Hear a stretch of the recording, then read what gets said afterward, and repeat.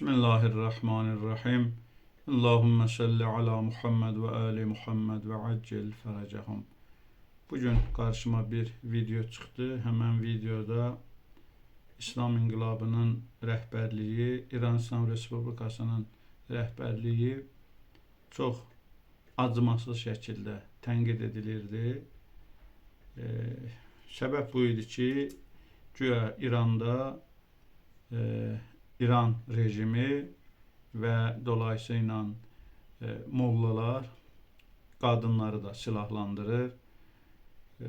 Aparıcı deyirdi ki, bəs bu necə ola bilər, qadınlara necə silah vermək olar və qadınlar niyə silahlanmalıdır və s. və ilə axır. Bu cür, yəni İranda güya xanımlara da silah verilir.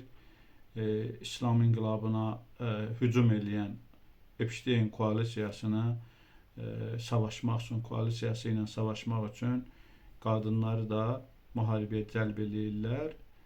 Və Azərbaycanda da bir media nümayəndələrindən biri başlayır bunu tənqid eləməyə.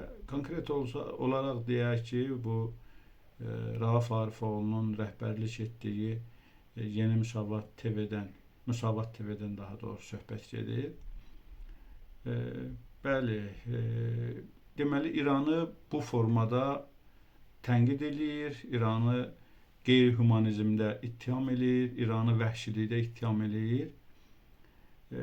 Bu informasiyanın doğru olub olmaması mənim üçün dəqiq deyil, heç bunu araşdırmadım da. Çünki heç bir mənim fikrimə təsir etməyəcəkdir bunun nəticəsi. Bilmirəm, həqiqətən İranda qadınlara silah paylanmayıb və bu proses necədir onu bilmirəm, amma bildiyim məsələ odur ki, İranda deməli çox ağır və çətin bir vəziyyətdir. Epstein koalisiyası var gücü ilə İranı məhv etməyə gəlir.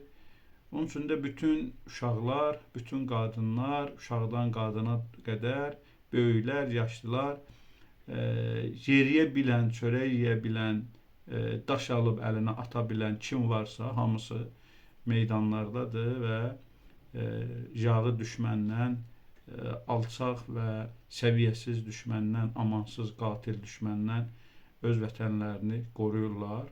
Belə bir vəziyyətdə qadınların silaha sarılması heç də deməli qəbahət deyil. Əvvəla onu deyək ki, bizim tariximizdə, öz tariximizdə belə xanımların kişilərlə bərabər silaha sarılıb düşmənin üstünə yürüməsini biz həmişə qəhrəmanlıq kimi göstərmişik. Tarixlərimizdə bu mövcuddur. İkinci məsələ, İranın üstünə elə bir düşmən gəlir ki, o düşmən nə uşaq tanıyır, nə böyük tanıyır və 3 günlük körpəni şəhid etdilər. 175 nəfər şagirdi, məsum qız uşağını öldürdülər. İlk addımda, birinci İrana hücum olunan gün bu hadisə baş verdi. Belə bir vəziyyətdə İran xanımlarının silaha sarılması təbii haldır və bu olmasa belə qadınlar silahdan uzaq dursalar və desələr ki, getsinlər ancaq kişilər savaşsınlar, onda İran qalmazlar. İranın bugün ayaqda qalması məhz xanımların silaha sarılmasıdır. Üçüncü məsələ, biz görürük ki, deməli bunların, yəni Yeni Müsavatın, Rauf Arifoğlu'nun təbliğ etdiyi, hətta köləsi olduğu İsraildə xanımlar da hərbi xidmətə çağırılırlar və ordunun az qala yarısı qadınlardan ibarətdir. Necə ola bilir ki, Qəzzada, Fələstində, Livanda, digər ölkələrdə günahsız qızları, qadınları deməli öldürən, şəhid edən İsrail əskərləri qızlar ola bilir, qadınlar ola bilir, amma öz vətənini, öz xalqını, öz balasını, öz torpağını qorumaq üçün silaha sarılan, özdə yağı düşməndən, səviyyəsiz düşməndən silaha sarılan qadınlar, onda bu biraz qəbahət olur, bu tənqid obyektinə çevrilir.